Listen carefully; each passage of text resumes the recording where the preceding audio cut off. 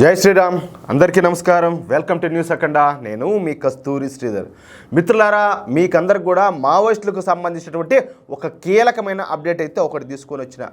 మావోయిస్టులు వీళ్ళు ఎట్టుంటారంటే, మమ్మల్ని అణిచేశారనో లేకపోతే మాకు అన్యాయం జరిగిందనో ఈ పనికిమాలిన కబుర్లన్నీ కూడా చెబుతా ఈ మావోయిస్టులుగా మారి తుపాకీలు చేత పట్టుకొని విదేశాలతో కలిసి, ఏది మామూలు కాదు, మన శత్రు దేశాలైనటువంటి పాకిస్తాను, చైనా, ఈ బంగ్లాదేశ్ వీళ్ళందరితో కలిసి మన స్వదేశీయులను చంపుతూ ఉంటారు. అది నిజంగా ఇక్కడ ప్రతి ఒక్కరు కూడా గుర్తించాల్సిన, గమనించాల్సిన అంశం. ఓకేనా? వీళ్ళు భారతీయులై ఉండి కూడా మన శత్రు దేశం ఏంటంటే ఈ చైనాతో చేతులు కలిపి సాటి భారతీయులనే చంపుతూ ఉంటారు. పైగా ఈ మధ్య వీళ్ళకు కొత్త రోగం ఒకటి పుట్టుకొని వచ్చింది. అదే మతం మారడం. అసలు దేవుడే లేడని చెప్పేటటువంటి ఈ సన్నాసులంతా కూడా అడవులు లేకపోయి మతం మారుతారు. ఎంత దారుణో చూడు. ఇప్పుడు వీళ్ళు చైనాని ప్రేమిస్తారు కదా. చైనాని ప్రేమించేటప్పుడు చైనా వాళ్ళు చాలామంది ఈ నాస్తికులంతా కూడా ఉంటారని చెప్పేసి నేను విన్నా. మరి వీళ్ళు ఇదే మరి నాస్తికులుగా ఉండకుండా మరి వీళ్ళు మతాలు ఎందుకు మారుతారు? సరే, వీళ్ళు మతం మారితే పర్వాలే, కానీ అడవుల్లో నివసించేటటువంటి గిరిజన సోదరులను కూడా మతం మార్చడానికి తీవ్రంగా ప్రయత్నాలు చేస్తున్నారు. వాళ్ళ ఆచార వ్యవహారాలకు అడ్డు తగులుతున్నారు. గిరిజనులు వాళ్ళు ఏదైనా గట్టిగా ఎదురు తిరిగిన మాట్లాడినారనుకో, ఇంకంతే, వాళ్ళని అక్కడికక్కడే కాల్చి చంపేస్తారు. పైగా ఈ అటవీ ప్రాంతాలను ఏ మాత్రం కూడా అభివృద్ధి చెందనీయకుండా అడ్డుపడతారు. అందుకే మోడీ ప్రభుత్వం ఆపరేషన్ కగార్ను ప్రారంభించింది. ఈ కగార్ ఆపరేషన్లో భాగంగా మన భద్రతా బలగాలు మావోయిస్టులు కట్టే చుక్కలు చూపిస్తున్నాయి. ఇప్పటి వరకు 400 మంది మావోయిస్టులు మరణించగా 1200 మంది వరకు మావోయిస్టులంతా కూడా లొంగిపోయినారు. ఇక వచ్చేదంతా కూడా వేసవికాలం, తీవ్రమైన ఎండలు, అడవులన్నీ ఎండిపోతాయి. నీటి ఎదురైతే భయంకరంగా ఉంటుంది. అడవుల్లో సామాన్యంగా నీళ్లు దొరకవు. అదేవిధంగా మన భద్రతా బలగాలు ఈ కూమింగ్ చేసేదానికి వాళ్ళకి ఈజీగా ఉంటాయి. ఈ దెబ్బతో మావోయిస్ట్ పార్టీ గజగజలాడిపోతుంది. ఇక తమ మావోయిస్టు పార్టీ ఇంకా అంతర్ధానం ఒక తప్పదని చెప్పేసి భావించినటువంటి ఈ మావోయిస్టులంతా కలిసి కేంద్ర ప్రభుత్వానికి ఒక లేఖను దాన్ని విడుదల చేశారు. చూడండి, వీళ్ళు తెలివితేటలు చూడండి. ఈ లేఖలో తాము కాల్పుల విరమణ పాటిస్తామని, కేంద్రంతో శాంతి చర్చలకు వస్తామని చెప్పేసి మావోయిస్టులు లేఖ రాశారు. మరి ఇన్ని రోజులు ఏడికి వినారు? ఏమైంది? ఇంకా ఆ లేఖలో ఏం రాశారయ్యా అంటే, కేంద్ర ప్రభుత్వంతో చర్చలకు మేము సిద్ధంగానే ఉన్నాం. అయితే ఇక్కడ చూడండి, అయితే విప్లవ ప్రభావిత ప్రాంతాలైనటువంటి ఛత్తీస్గఢ్, ఒరిస్సా, మధ్యప్రదేశ్, మహారాష్ట్ర, తెలంగాణ, జార్ఖండ్ రాష్ట్రాల్లో తక్షణమే కేంద్ర బలగాలు కాల్పులు నిలిపేయాలంట. మనం చేసేదేమో లంగా పనులు, లత్కోర వ్యాపారాలు, పాకిస్తాన్తోనూ చైనాతోనూ చేతులు కలుపుతాము, కాల్పులు అయితే తక్షణమే నిలిపేయాలంట. దేనికోసం నిలిపేయాలా? మీరేమన్నా వచ్చి లొంగిపోతారా? విప్లవ ప్రభావిత ప్రాంతాల్లో కేంద్ర ప్రభుత్వం ఈ కొత్తగా క్యాంపులను ఏర్పాటు చేయకూడదంట.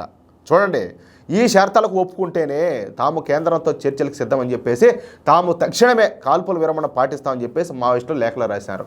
ఎవరు భంగపడినారు మిమ్మల్ని?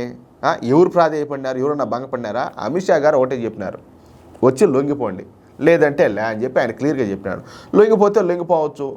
దానికి కూడా ప్రభుత్వం చెప్పింది కదా, మీకు ఉద్యోగ ఉపాధి అవకాశాలు కల్పిస్తామని చెప్పేసి, జీవనోపాధి కల్పిస్తామని కూడా చెప్పినారు కదా.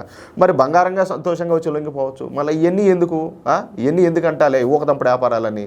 విప్లవోద్యమ ప్రాంతాల్లో కల్లోలిత ప్రాంతాలుగా ప్రకటించకుండా అంతర్గత భద్రత కోసం సైన్యాన్ని ఉపయోగించడం రాజ్యాంగ విరుద్ధం అని చెప్పేసి కేంద్ర ప్రభుత్వానికి శుద్ధులు చెప్పే ప్రయత్నం చేశారు. రాజ్యాంగం గురించి ఇంత తెలిసినా మరి రాజ్యాంగంలో రాసి ఉన్నదే శత్రు దేశాలతో చేతులు కలపాలా, వాళ్ళ దగ్గర నుంచి ఆయుధాలు దిగుమతి చేసుకుని ఏడు స్వదేశంలో ఉండేటువంటి మన భద్రతా బలగాల మీద, సామాన్య ప్రజల మీద కాల్పులు జరపాలని చెప్పేసి రాజ్యాంగంలో రాసి ఉండారా? అది రాసి ఉండారా అంటాలే. అంతేకాకుండా కేంద్ర ప్రభుత్వం వనరులను కార్పొరేటర్లకు దోచిపెడుతున్నారని అది రాజ్యాంగ విరుద్ధం అంటూ లేఖలో పేర్కొన్నారు. అంటే వీళ్ళ ఉద్దేశంలో చైనా, పాకిస్తాన్లతో కలవడం మాత్రం ఏ మాత్రం తప్పులే, అది దేశద్రోహం కాదు. కనీసం గిరిజన ప్రాంతాల్లో రోడ్లు వేసేదానికి కూడా ఒప్పుకోవడం లేదా? ఈ లారీలు, టిప్పర్లు, ఈ రోడ్ రోలర్లు ఇట్లా ఏమన్నా పోతే వాటిని కూడా ధ్వంసం చేసి తగలబెట్టే స్థితికి వీళ్ళు ఎదిగిపోయినారు. అంటే గిరిజనులుగానే ఉండాలా? ఈ అటవీ ప్రాంతాల్లో నివసించే సామాన్యులు, పేద ప్రజలు వాళ్ళ బతుకులు మాత్రం మారకూడదు. ఎంతసేపటికి వీళ్ళు పోయి వాళ్ళకు ఊడిగాలు చేస్తూ ఉండాలా? అంతే కదా. కేంద్ర ప్రభుత్వం చేపట్టినటువంటి ఆపరేషన్ కగార్ మూలంగా ఇప్పటి వరకు 400 మంది అమాయకపు మావోయిస్టులు చనిపోయినారని, మహిళా కామ్రేడ్ల పైన అత్యాచారాలు చేసి చంపుతున్నారని ఇక్కడ మాత్రం ఒక మాట చెప్పదలుచుకున్నాను. సరే, ఇక్కడ వాస్తవం ఏందనేది నాకు తెలియదు. ఒకవేళ ఎక్కడైనా అరాకొర ఏడైనా తెలియక ఇటువంటి ఏమైనా జరుగుతూ ఉంటే ఇది మాత్రం తప్పే. వాళ్ళు పోయేది చెడ్డదారైనా కూడా ఆడబిడ్డలను అత్యాచారాలు చేసి ఈ విధంగా చేయడం అనేది పాపం, నేరం. అవునా కాదా? నాకు తెలిసి ఇలాంటి జరగవని అనుకుంటున్నా. ఒకవేళ ఏదైనా జరిగిందంటే ఖచ్చితంగా ఎవరైనా కూడా శిక్షార్హులే. ఎందుకంటే వాళ్ళు చేసే తప్పే కాదనడంలే. ఇప్పుడు శూర్పణఖ ఉన్నది, శూర్పణఖైనా కూడా మన లక్ష్మణ స్వామి ఏం చేశాడు, ముక్కులు చెవులు కోసాడు, అవునా కదా? అంతేగాని ఇంకేం చేయలే కదా. అట్లాగా వాళ్ళు చేసే తప్పే, దానికి తగ్గట్టు నువ్వు కావాలంటే నీ స్టైల్లో నీకు ఏదైతే చట్టం నీకు చెప్పిందో ఆ లేఖ ప్రకారం నువ్వు చేసే పని చేసేసేయి. అంతేగాని ఈ విధంగా అయితే చేయకూడదు. ఒకవేళ ఎక్కడైనా జరుగుతూ ఉంటే నేను చెప్తున్నా, దీన్ని మాత్రం నేను కూడా ఒప్పుకోను. అందుకే ఈ యుద్ధాన్నంతా కూడా జీనోసైడ్గా పేర్కొంటున్నామని చెప్పేసి మావోయిస్టులు ఈ లేఖలో పేర్కొన్నారు. పైగా కేంద్ర ప్రభుత్వం తమతో శాంతి చర్చలు జరిపేలా మానవ హక్కుల సంఘాలు, ప్రజా సంఘాలు, గిరిజన సంఘాలు, దళిత సంఘాలు, యువజన సంఘాలు, విద్యార్థి సంఘాలు కేంద్ర ప్రభుత్వం పైన ఒత్తిడి తీసుకురావాలని చెప్పేసి ఈ మావోయిస్టులు కోరినారు. అది విషయం. అంటే ఒరే మీకు భయం అయితే నా చుట్టూ పనుకోమన్నాడంటే ఎవడో వీడికి ముందు వచ్చా, వీడికి భయమో ఏమే, వీడికి భయపడిపోయి వీడికి ఏం చేయాలి, వీడికి దిక్కు తెలియక గజ గజ గజ పదురుతా మీకు భయం అయితే నాకు ఇరువల్ల పనుకోమన్నాడు. అట్టగా ఈ విద్యార్థి సంఘాలను, యువజన సంఘాలను వీళ్ళందరినీ కూడా మీరు వచ్చి కేంద్ర ప్రభుత్వం మీద ఒత్తిడి తీసుకురండి, ఇది కాల్పుల విరమణ జరిపేదానికి అని చెప్పేసి ఈయన మళ్ళీ ఇట్లా మాటలన్నీ చెప్పడం. ఎవరి చెవులో ఎరు పుష్పాలు, ఎవరి చెవుల్లో అవన్నీ పెట్టుకున్నారు ఇంత లావుటి అన్నీ కూడా. ఏంది ఇదంతా? సహజంగా ఇలాంటి సందర్భాలలో శాంతి చర్చలు జరుపుతామని చెప్పేసి ప్రభుత్వాలు ముందుకు వస్తూ ఉంటాయి. కానీ ఈ ఆపరేషన్ కగారు దెబ్బకు ఇప్పుడు మావోయిస్టులే శాంతి చర్చల కోసం అని చెప్పేసి ముందుకు వచ్చారు. ఎందుకంటే భయం, చెప్పినా కదా, వచ్చేది ఎండాకాలం. ఈ ఎండాకాలాన్ని ఎలాగోలా ఈ చర్చల పేరుతో అట్లా గడిపేశారనుకో, ఇక తర్వాత వచ్చేది వర్షాకాలం కాబట్టి ఈజీగా తప్పించుకోవచ్చు అనేది ఈ మావోయిస్ట్ సెంట్రల్ పార్టీ సభ్యుల యొక్క ఆలోచనగా కనపడుతుంది. నిజంగా వీళ్ళలో మార్పు వస్తే ప్రభుత్వం ముందు లొంగిపోవాలా. అంతేగాని ఈ కాల్పుల విరమణ ఏంది?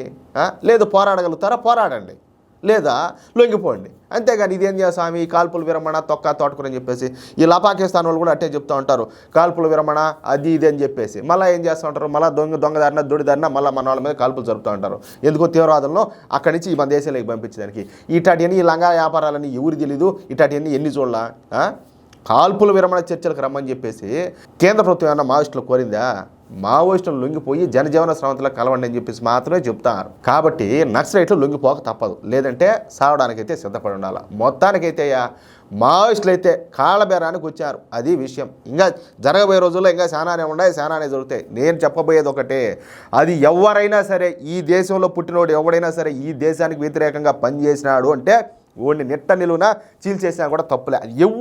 వాడు ఎవడైనా కూడా అంతే. ఇదే ఫైనల్. మిత్రులారా, ఈ న్యూస్ కనుక మీకు నచ్చినట్లయితే ఖచ్చితంగా ఈ న్యూస్ నలుగురికి షేర్ చేయండి. అదేవిధంగా ప్రతి ఒక్కరు కూడా మీ యొక్క అమూల్యమైన అభిప్రాయాలను తప్పనిసరిగా కామెంట్ రూపంలో తెలియజేయండి. అలాగే ఇంతవరకు మీరు కనుక మన ఛానల్ సబ్స్క్రైబ్ చేసుకున్నట్లయితే ప్రతి ఒక్కరూ మన ఛానల్ సబ్స్క్రైబ్ చేసుకోండి, సపోర్ట్ చేయండి ప్లీజ్. జై శ్రీరామ్.